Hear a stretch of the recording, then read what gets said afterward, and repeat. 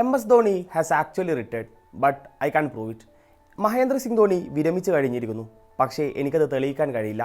ഈ season IPL Chennai super കിങ്സിൻ്റെ ഓരോ മത്സരം കഴിയുമ്പോഴും സോഷ്യൽ മീഡിയയിൽ നിറയുന്ന ഒരു കമൻറ്റാണിത്.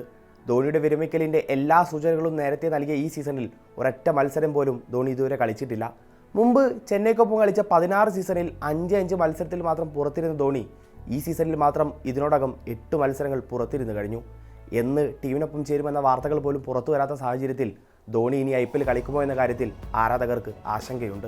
കാഫ് മസിലിനേറ്റ നേരിയ പരിക്ക് മൂലം ധോണിക്ക് 2 ആഴ്ച പുറത്തിരിക്കേണ്ടി വരും. സീസണിലെ ചെന്നൈ സൂപ്പർ കിങ്സിൻ്റെ ആദ്യ മത്സരത്തിന് മുന്നോടിയായി ടീം 11 ചർച്ച ചെയ്യുന്ന ആരാധകർക്ക് മുന്നിലേക്ക് സർപ്രൈസ് പോലെ വന്ന വാർത്തയായിരുന്നു അത്. വിക്കറ്റിന് പിന്നിൽ സഞ്ജുവും നായകനായി ഋതുരാജ് ഗെയ്ക്വാഡും ഉണ്ടെങ്കിലും ധോണിയുടെ അസാന്നിധ്യം ടീമിനെ ബാധിക്കില്ലെന്ന ചോദ്യം അപ്പോഴും നിലനിന്നിരുന്നു. കാരണം ക്യാപ്റ്റൻ സ്ഥാനത്തില്ലെങ്കിലും ചെന്നൈക്ക് എന്നും ധോണി തന്നെയായിരുന്നു നായകൻ. മുമ്പ് ജഡേജയും പിന്നീട് ഗെയ്ക്വാഡുമെല്ലാം ഫീൽഡ് സെറ്റിംഗ് മുതൽ ബോളർ റൊട്ടേഷൻ വരെയുള്ള കാര്യങ്ങളിൽ ധോണിയുടെ ഉപദേശം തേടുന്നത് നമ്മൾ പലകുറി കണ്ടതാണ്. ആ അറിവും പരിചയസമ്മതവും തന്നെയാണ് ഇക്കുറി ചെന്നൈ മിസ് ചെയ്യുന്നത്. 200-ന് മുകളിൽ സ്കോർ ചെയ്താലും അത് ഡിഫെൻഡ് ചെയ്യാനാവാതെ വരിക. IPL ഒരു ടീമിനെ സംബന്ധിച്ച് തങ്ങളുടെ പ്ലാനുകൾ ഒന്നുകൂടി മാറ്റി ചിന്തിക്കേണ്ട സമയമാണത്. ഓൾറെഡി ബാറ്റർമാർക്ക് ഡോമിനേഷൻ കിട്ടിക്കൊണ്ടിരിക്കുന്ന ഒരു കാലഘട്ടത്തിൽ സ്വന്തം ബോളർമാരെ വേണ്ട വിധം റൊട്ടേറ്റ് ചെയ്യാൻ ക്യാപ്റ്റന് സാധിക്കാതെ വന്നാൽ ടീം പ്ലാനുകൾ ആകെ തകർന്നടിയും. പേര് കേട്ട ബോളർമാരൊക്കെ തല്ലുകൊള്ളികളാവും. കഴിഞ്ഞ കാലങ്ങളിലെ ട്രോഫിയുടെ പേരും പെരുമയും പറഞ്ഞ് ടീമുകൾക്ക് അടിവാരത്തിരിക്കേണ്ടി വരും. ചെന്നൈക്ക് കഴിഞ്ഞ കുറച്ച് വർഷങ്ങളിൽ സംഭവിക്കുന്നത് അതാണ്.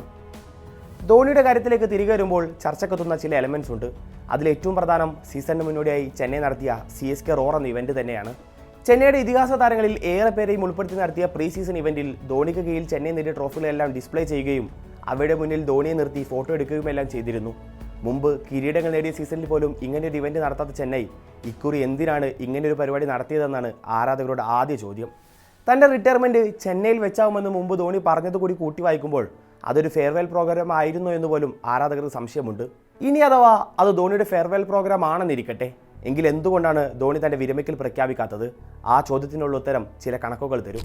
IPL ഏറ്റവും ആരാധക പിന്തുണയുള്ള ടീമേതെന്ന ചോദ്യത്തിന് പല ഉത്തരങ്ങൾ ഉയർന്നേക്കാം. പക്ഷേ എവേ ഗാലറികൾ പോലും സ്വന്തം ഹോം ഗ്രൗണ്ടാക്കി മാറ്റുന്ന ചെന്നൈ ആരാധകർ തന്നെയാണ് ആ കൂട്ടത്തിൽ ഒരുപടി മുന്നിലുള്ളത്.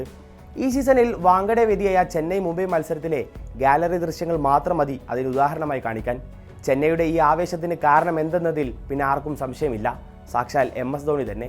ഇനി കണക്കുകളിലേക്ക് വരുമ്പോൾ ചെന്നൈയും രാജസ്ഥാനും വിലക്ക് നേരിട്ട 2016 സീസണിൽ IPL വ്യൂവർഷിപ്പ് നേരിട്ടത് ടൂർണമെൻറ്റ് ചരിത്രത്തിലെ തന്നെ 2ാമത്തെ വലിയ തകർച്ചയാണ്. ആവറേജ് ടെലിവിഷൻ വ്യൂവർഷിപ്പ് റേറ്റിംഗ് 4.5 ഉണ്ടായിരുന്ന IPL ആ വർഷം രേഖപ്പെടുത്തിയത് വെറും 3.5 ആണ്. അവസാന 10 വർഷത്തെ കണക്ക് പരിശോധിക്കുമ്പോഴുള്ള ഏറ്റവും മോശം ഇൻഡെക്സ്. ടിക്കറ്റ് സെയിൽസിനെയും അത് കാര്യമായി തന്നെ ബാധിച്ചിരുന്നു. IPL ടിക്കറ്റുകളിൽ ഏറ്റവും എക്സ്പെൻസീവ് ലിസ്റ്റിലുള്ള ചെന്നൈ ഗാലറികളിൽ തിങ്ങി നിറയുന്ന പോലെ മറ്റേത് സ്റ്റേഡിയവും നിറഞ്ഞിരുന്നില്ല. ഈ ഇടിവ് IPL റവന്യൂവിനെ കാര്യമായി തന്നെ ബാധിച്ചു.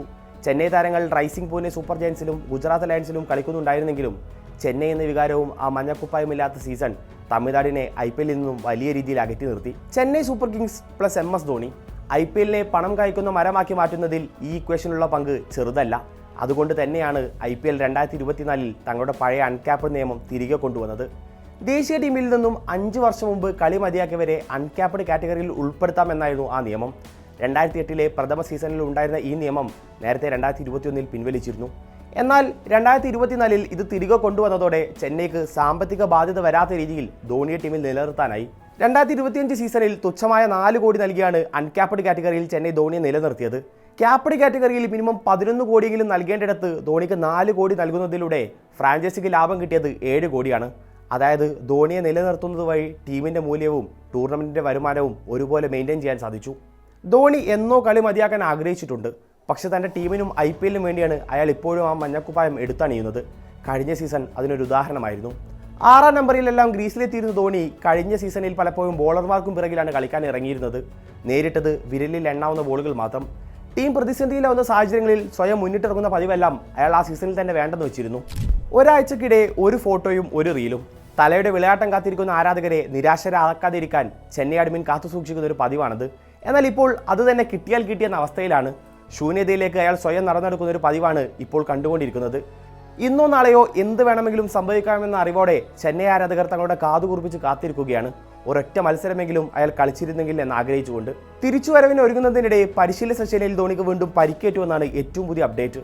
എന്നാൽ ഇത് ഔദ്യോഗികമായി ചെന്നൈ ഇതുവരെ സ്ഥിരീകരിച്ചിട്ടില്ല. തൻ്റെ അവസാന മത്സരം ചെപ്പോക്കിലാകുമെന്ന് നേരത്തെ പ്രഖ്യാപിച്ച ധോണി മെയ് 18 നടക്കുന്ന സൺറൈസേഴ്സിനെതിരെ ഹോം മത്സരമെങ്കിലും കളിക്കുമോ എന്നാണ് ആരാധകർ ഉറ്റുനോക്കുന്നത്. ധോണി ഇന്ന് കളിക്കും നാളെ കളിക്കുമെന്ന് പറഞ്ഞ് ചെന്നൈ ആളെ പറ്റിക്കുകയാണോ? അതോ ദേശീയ ടീമിലെ പോലെ തന്നെ ഒരു സോഫ്റ്റ് റിട്ടയർമെൻറ്റ് ആഗ്രഹിച്ചാണോ ധോണിയുടെ ഈ നീക്കം? കാത്തിരിക്കാം ആ ഉത്തരങ്ങൾക്കായി.